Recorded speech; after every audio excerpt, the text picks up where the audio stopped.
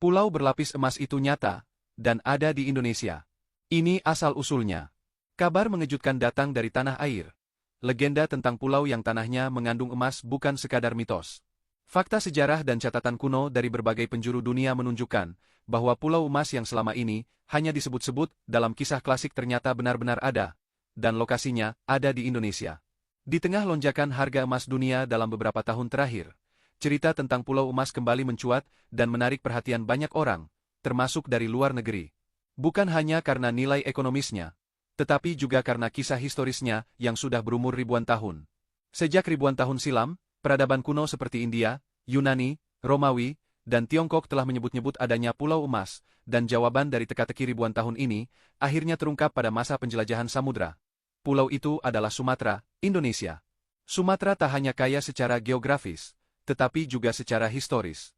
Sejarawan O.W. Walters dalam bukunya Kebangkitan dan Kejayaan Sriwijaya abad ke-7 menyebut bahwa Sumatera, khususnya wilayah seperti Padang dan Aceh, dikenal sebagai sumber emas dunia di masa lalu.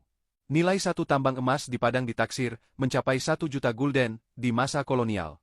Sementara di Aceh, seperti dijelaskan Denis Lombard dalam Kerajaan Aceh, tercatat ada lebih dari 300 tambang emas aktif.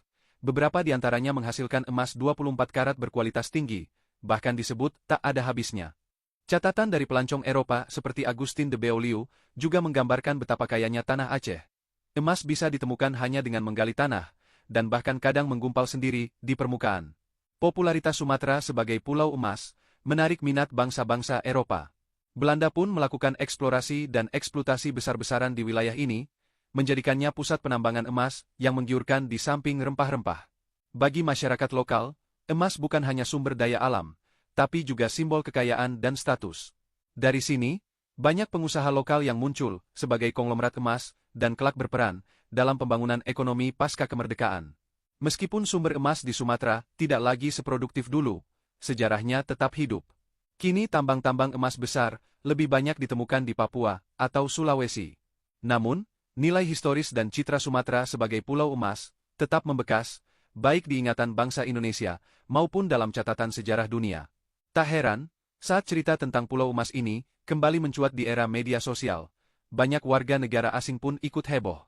Mereka tak menyangka bahwa pulau yang selama ini hanya hidup dalam legenda, ternyata nyata, dan letaknya di negeri tropis bernama Indonesia.